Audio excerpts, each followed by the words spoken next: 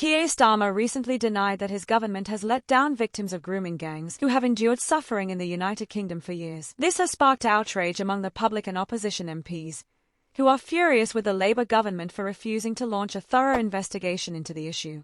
Amid this controversy, Shadow Home Secretary Jess Phillips has delivered a scathing critique of Labour's Home Secretary, Yvette, and exposed Labour's failures in Parliament.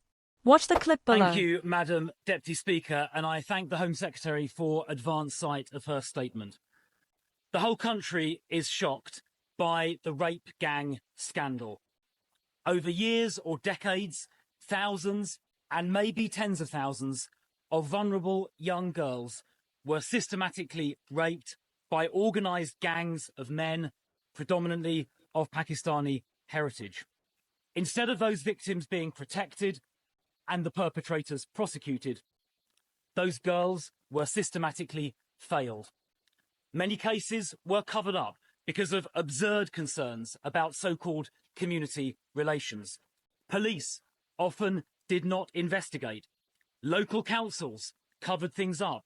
The Crown Prosecution Service frequently failed victims.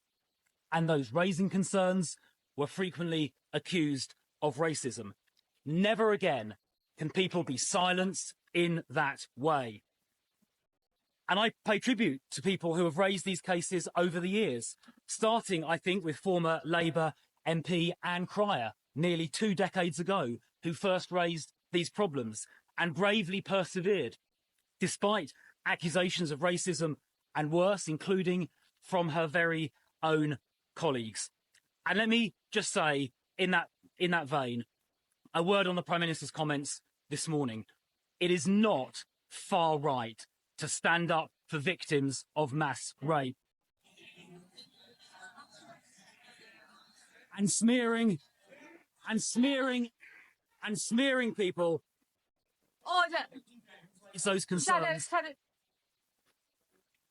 People want to hear the statement.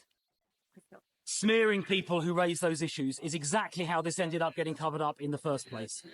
Now, I will, of course, repeat now what I said yesterday, that intimidation and threats towards elected members of Parliament and ministers, including the member for Birmingham Yardley, are completely wrong.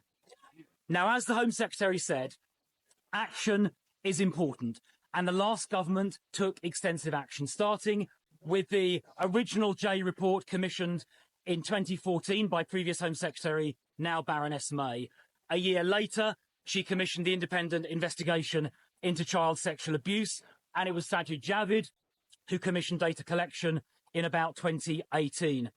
Now, in relation to the response to the ICSA report published in 2022, it is not true to say the last government took no action.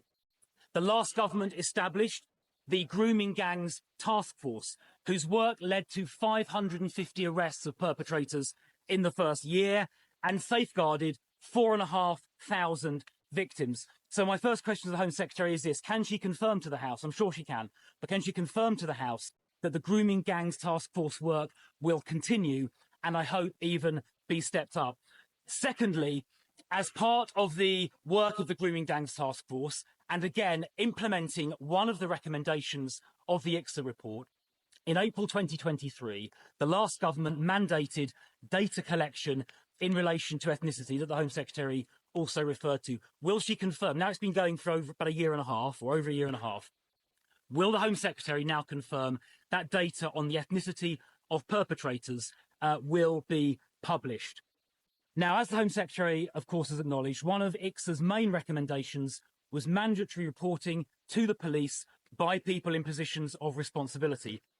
Now, the last government was in the process of implementing that recommendation via a measure in the Criminal Justice Bill, which fell with the early election. Now, I'm glad to hear the Home Secretary has just announced that she will continue with the last government's proposals in her forthcoming bill, and she can be assured that the opposition will support the government in the continuation of that measure.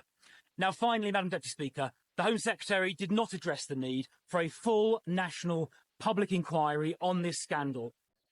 Now, while the last government did initiate the ICSA inquiry under Professor Jay, that was mainly directed at other child sexual abuse and exploitation issues, and it only covered 6 of the towns involved in the gang rape scandal. So it didn't cover everything. We do need to get to the truth. We now have evidence, new evidence of further that is of interest to the public, including what Simon Danchuk, the former Labour MP for Rochdale, said about the way he was pressured into staying silent. We have evidence about local authorities covering this up. We have the 3rd report last year on Operation Span, commissioned by the Mayor of Greater Manchester, Andy Burnham, exposing failings by the Crown Prosecution Service, which are extremely serious. This all needs to be looked into. So will the Home Secretary commission that national statutory public inquiry, which can compel witnesses to attend, that can requisition evidence, and where it can take evidence under oath? And if the government will not order that statutory national public inquiry, we will table an amendment to the Children Wellbeing Bill later this week to put the matter to a vote. And I hope members across the House will vote for that full statutory public inquiry so we can get to the truth. Home Secretary. But just to say to the Shadow Home Secretary, this is an issue in which, when I was the Shadow Home Secretary, when I was the chair of the Home Affairs Select Committee, I worked with government ministers on, and in which there has been cross-party consensus on the need to tackle these very serious and vile crimes. This is the most appalling crimes against children. The brutal rape, the repeated multiple rapes of children, particularly young girls, but also young boys, in the most appalling of circumstances, and the abuse of trust for those children. Often it be people who should have protected them, who should have looked after them, and where institutions failed to keep them